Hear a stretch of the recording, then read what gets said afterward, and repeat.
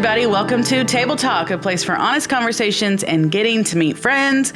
We are here with our good friend, Chuck Davenport. It's good to be with y'all. Welcome back. Gotten to hang out a couple times on Table Talk with us, and super excited that you were able to come. Yeah. And those of you that have been at Sagemont or have been watching Table Talk know we just kind of finished a series on next steps. We really are looking at the vision and the mission of Sagemont. Levi's been here a year. Yeah. We're getting going. And a huge thing for the church at large, but also just for you in your position, is we're getting ready to start a third service. I know, it's exciting. And it's funny because one thing I will say, we say this a lot too, is you talk about something until you almost get sick of talking about it, and that's when people start hearing it, right? And so if you're like, gosh, they keep talking about this third service, we love you. That's a good thing. For knowing that. But we also know that there's a huge population that's going, third service, what? Right. What are we talking about? When's it going to be? What's the all that kind of stuff.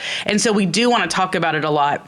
And just adding a third service also affects connect groups. Oh, yeah. Which definitely is what one of the things you're over is connect groups. Yep. So I wanted you to come on and kind of speak into that. So three services. It's exciting. And I know we're going to have the 9 o'clock, the 10:20 and 11:40. They're going to be about an hour long is what the connect groups are going to look like. And something that I'm really excited about where we're moving with the three services is one of my concerns coming on as the connect group, like director and kind of overseeing and helping, is we are extremely blessed at Sagemont to have generations of people. There's a lot of grandparent, parent, adult, child, and then like grandchild. Yeah. There's so much of that, 4 generations represented in our church. And I started to think, well, as we have guests trickle in who have those 4 generations represented at the 9 o'clock and 11 o'clock hour right now, do we have classes who are ready to receive all of those generations? And when we make this shift to 3 hours, our directors and our teachers have been extremely gracious to make sure that at each hour, we're going to have the opportunity for, if those generations come in, they're going to be able to be received and, and have a place to go plug in. And so I'm really excited about that. We're going to have some new classes. Like I know at the 9 o'clock hour, we're going to have a 20s men's and a 20s women's class. Oh, like 20-year-olds? Yeah, I'm super excited about that. So at each hour, we're going to have something for young adults. We're going to have an 11:40 class that me and Taylor Turley and our wives are going to help lead out, that basically is going to be, you go to the 9 o'clock or you go to the 10:20 hour, go to service, and then at 11:40 we're going to have discussion about pastor's sermon. What you just heard. Yeah, and so it's like you sit in service and you feel the conviction and you feel prompted to respond, and then there's this opportunity to go to a connect group, recap, potentially build upon some of the message a little bit with some other biblical material, and then discuss. And it's like, hey, what were you convicted about in service, and how can we take next steps as a group? We're going to have another ladies class, and so we're looking to add 4 to 5 classes on top of what we already have, which means new leaders are stepping up, which is a lot of fun. I get to get in the trenches in our connect groups, which I'm excited about. Which is so cool, because I think if anybody were to ask, why in the world are we adding a third service on Sunday morning?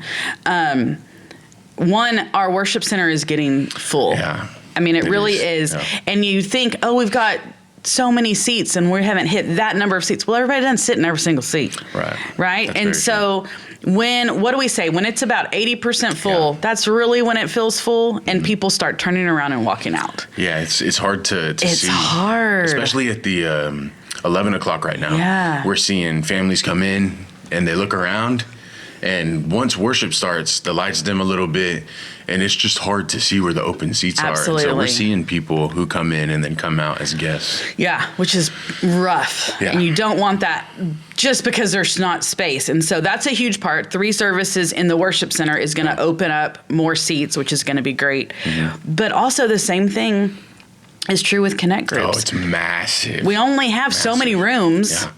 And listen, we know right now that we have 3 or 4 8 o'clock classes. Yeah. Mm-hmm. But one thing, if you've heard Pastor Levi say this, is anything that starts with an 8 on a Sunday morning isn't super well attended, especially by guests, visitors, that kind of that's stuff. the big one, guests. And so moving even that 8 o'clock hour up, excuse me, it opens up all these classrooms for us to be able to have more places for people to plug into those life-giving relationships. And there's a couple, so it opens up real estate just in the sense of we have more classrooms to have people step in who are called to leadership, who want to help steward the flock, who want to help be a place where individuals can come and build those life-giving friendships and build that brotherhood and sisterhood rooted in Christ. But then also it gives opportunity for some of our classes who are growing to grow into bigger classrooms. Right. And so we're kind of landlocked in a couple classes just because we only have 2 hours right now at the 9:30 and 11:15 that most classes would have. Most of our classes aren't going to meet at 8 a.m. Shout out to our early birds, right? Love them. Yeah.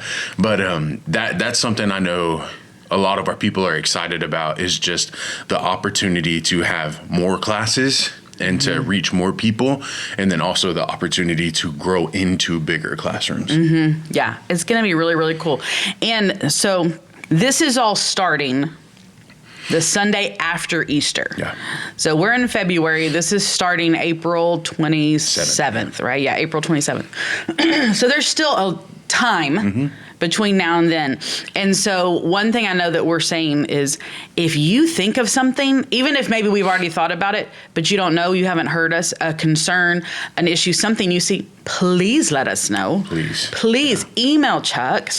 Maybe don't stop him on Sunday mornings, because it's a deal. That's cool. Yeah, it's like we do have, like, I'll be in the foyer basically every Sunday unless I'm out of town.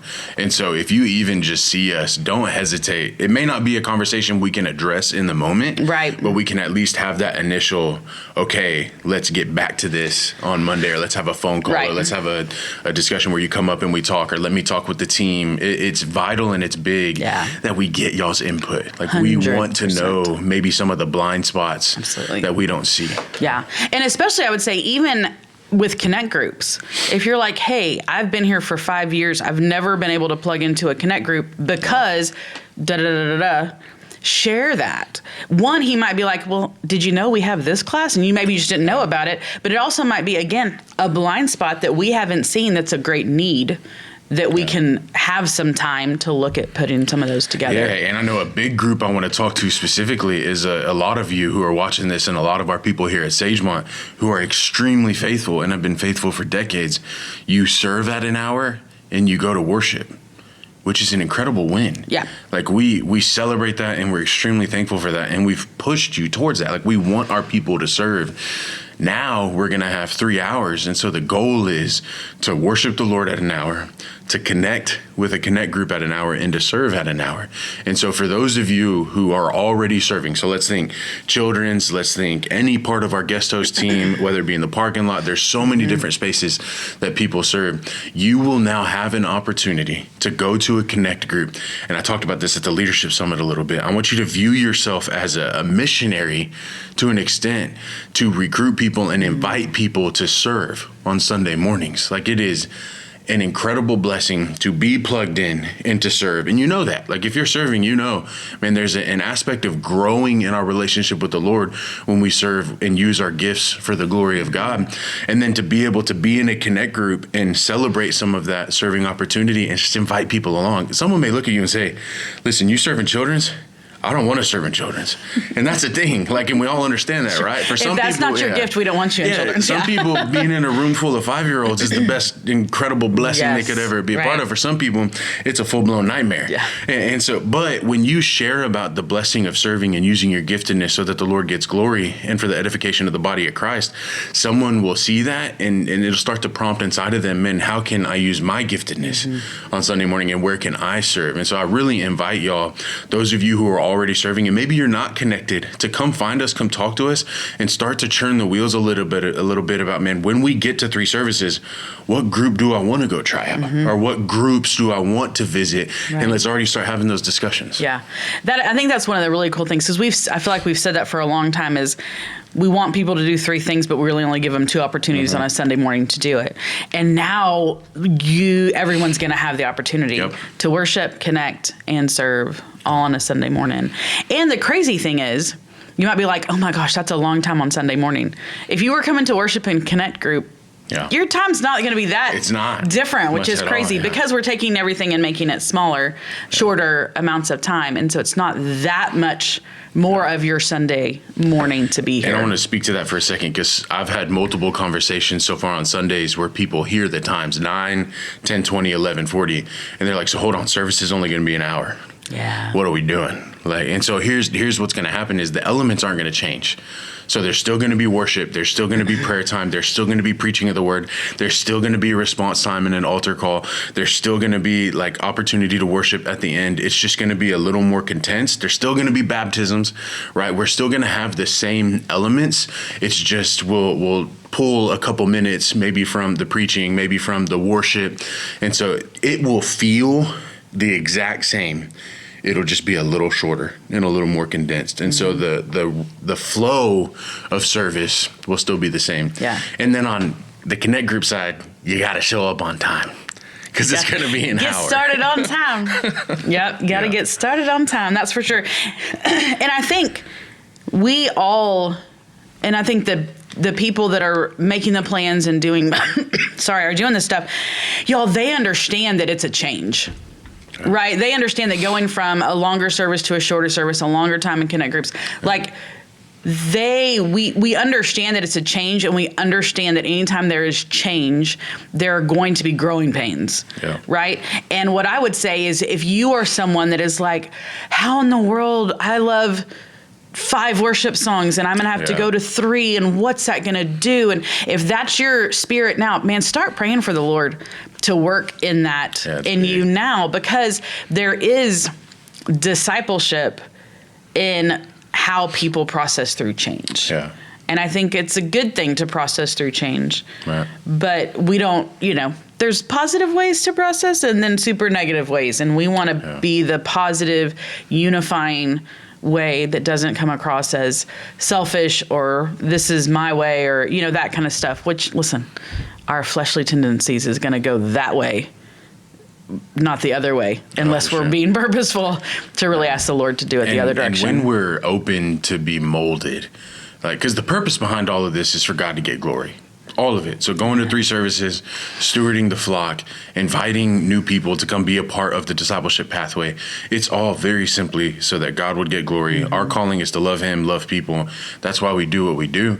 And when we express, man, I'm going to have to teach in my Connect group for 30 minutes instead of 45. Or our worship team is going to have to not lead one extra song like they did in the pre-service. Pastor's going to have to give 5 minutes off of his sermon. Like everybody giving, what it communicates to the body of Christ is we're unified in this.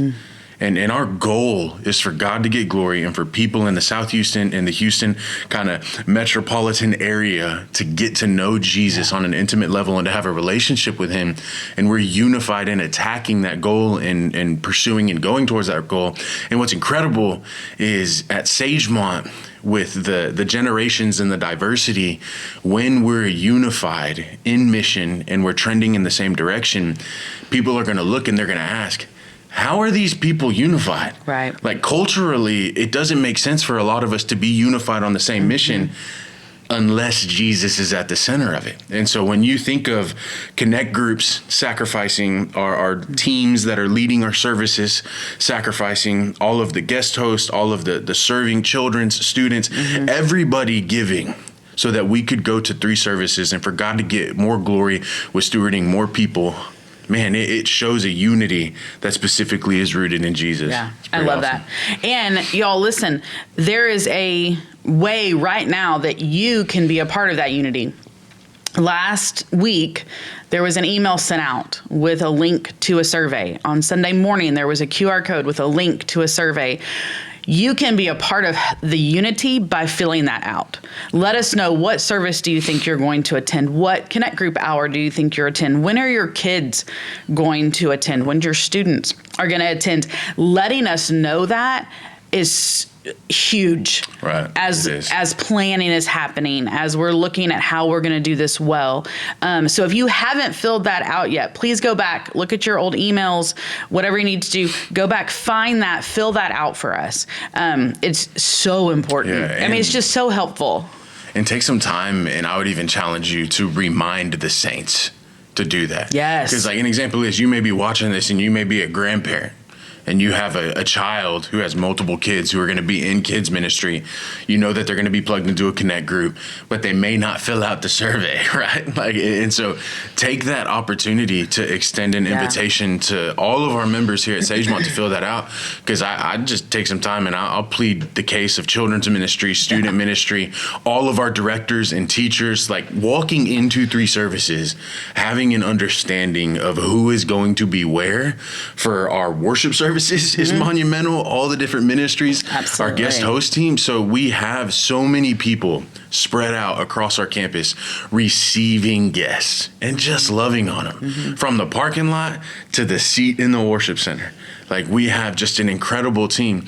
Well, they have people who are serving in those roles and organizing those teams, and we need to know who's going to be where at what time. And that's just one ministry. That's like, we got children's doing the same thing, students all across the board. And so take some time, you fill it out, and then don't hesitate to blast it to our people through text message or phone call, and just let them know, hey, don't forget to fill this out. It'll be a blessing for our staff. Yeah. And I think that's really cool, because I know in service, I know Bill did this one Sunday, you know, whenever we're in between worship and Pastor Levi coming up and saying, hey, ask the person next to you what Connect group they're in. Yeah. Y'all, that kind of the natural way of things getting out, not just from the stage, not just from church emails, not just from church's social media, but just friends asking friends, hey, are you in a Connect group? Yeah. Hey, have you filled out that survey yet? Hey, what did you put on the survey? Like, just start having, as a member of Sagemont, be a part of that mission of helping people take their next step with Jesus. Put that just into your vocabulary, and not just, well, the staff is doing that. For sure. No, come on, everybody, you know, let's all be, and then it's fun. You get to be a part of it. It gets contagious. And it shows ownership. Sagemont is our home, and it's our church body, and it's our family. It's not like mine. Yeah. And so we collectively take ownership in what happens here and how we steward it. And so we just invite you to be a part of taking ownership in that and inviting people along in the process. Yeah. And the other thing that's coming up, like in this coming Sunday, is our Serve Summit. And so again, if you are someone that is already plugged in, you're a greeter on Sunday morning, start asking people around you just, hey, where do you serve? I'm a greeter. Are you serving somewhere? And if they say no, invite them, say, hey, you should go to Serve Summit and get plugged in. Because at Serve Summit, Levi's going to lead through a time of like spiritual gifts and talking about your spiritual giftedness, and then your passions, and then helping you go, hey, this is a place we have. And then after that, you're going to be able to walk right out and go, hey, I think I want to work in the parking lot. I think I want to be an usher. I love helping people find where they need to sit. And so that Serve Summit is so important for our people that are already not, that's a weird way I'm not saying it right, that are not already serving somewhere. This is a very specific time for us to say, incredible. We want to help you find a place to serve. Yeah, and I even think back, so I got saved at 20 years old, and it took me a little bit of time, but I got plugged into a church within a couple years. If I had the opportunity in that time frame for a church to look at me and say, we have an opportunity for you to come to a summit, to a little mini conference, to a meeting, to identify your spiritual gifts, to identify your passion, and then to see different ministries that are a part of the church, and for you to take your next step to get plugged in, to serve, to use your giftedness for God to get glory in that space. That would have been monumental. And we have so many people in our culture who come to church and they do it for decades. and we come from a consumer culture. We have to realize that. And sometimes all it takes is just an invitation. There's a study right now, and this is shifting to a little bit of evangelism, but on our college campuses, 80% of the atheists and the individuals who claim non-religious affiliation. So there's like, I'm not religious. Maybe I don't have any hostility towards a God or God, but like I'm just not religious. 80% of them said that they would come or they would have discussions about Christianity if someone would just invite them to come to the table. Well, it's very similar with serving. Is we have so many people who are here, who are in our walls, who are ready to take the next step to serve Christ, if somebody would just invite them. Right. And so sometimes it takes more than pastor on stage giving an invitation. Sometimes it takes an invitation from someone they know, from someone sitting next to them, seeing it's tangible. It's like, oh, you can be a normal person and serve in these roles. You don't have to be a super saint. That was my view. It's like you had to be an elite disciple to serve in some type of role within the church. It's like, no, we're just as broken as anyone else. We're just trying to be obedient. And so the challenge for you to really take ownership and invite people to come as you know and as you get to learn or as you meet people, it really will produce fruit and it'll really produce unity and a family culture of people having a seat at the table to serve her. And we have a need. I think we have 360 spots that we need to fill for this third service. For Sunday morning. And right now we have just a little bit over 200 who have signed up for the Serve Summit. Maybe it'll trickle up a little more as the days come. Yeah. But a really big vital role to hit that 360 mark is going to be our congregation coming together and inviting those who come and don't have a role serving yet just to come have a seat at the table. Yeah. And that, another amazing reason to add a third service is that we are opening up all these places for people to serve. Yeah. And I think we do a lot of times have people that say, well, I don't know, they don't need me. Yeah. We always need you. But they get there. There's so many people serving. I'm sure they don't need me. Yeah. And that's a really cool thing, opening up this third service that the Lord can use to say, no, look, if you've been sitting back waiting for a spot or waiting for the invitation, this is the invitation. Yeah. Come on. And there's so many levels of service opportunities. Like, it's like, if you're someone and you're listening to this and you're like, man, I would love to lead people. Like, I would love to teach the word. I have a gift of teaching. Like, I have a gift of leadership. Like, I would love to shepherd in that space. Or you're someone, you're listening to this, is like, man, I'd love to make coffee. Right. Like, I'd love to be behind the scenes. I'd love to help, like, in the wings, making sure the coffee's stocked. Or I'd love to be in the cafe. Or I just love kids, and I just want to be around kids. But I don't necessarily want to teach kids. I want to be a crowd manager, which is needed because 4-year-olds are wild, right? So I have a 4-year-old and a 2-year-old, and both of them need crowd managers in their rooms. And so there's so many roles for people to serve. If you're listening to this and you're thinking, there's not a role for me, well, that's a lie from the enemy. Right. Like, straight from Satan's mouth. There is a role. And if you're saved, God's given you a gift, and it will be a blessing for you to use that gift for his glory. I love it. So good. Y'all come. One, jump into a Connect group. Yes. There's getting ready to be some new ones coming on, but we've got amazing groups for you to jump into. If you aren't sure which one, stop by the lobby on a Sunday morning and just ask.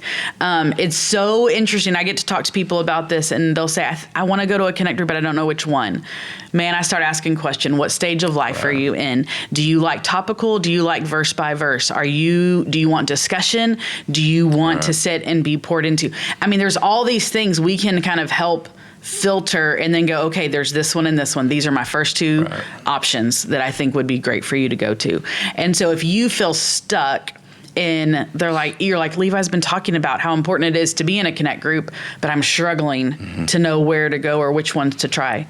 Come ask for help, and we will do that. And then what I love to do is, once we get that kind of narrowed down, is walk that person to that class, if it hasn't happened yet, or the next week, and like introduce them to some people. Like, we'll do that for you. We know walking into a room where you don't know anybody, it's intimidating. Can be intimidating and awkward and all the things. And so we want to help with that process as well. So know that on a Sunday morning, there are people waiting and so excited when people come ask them those questions.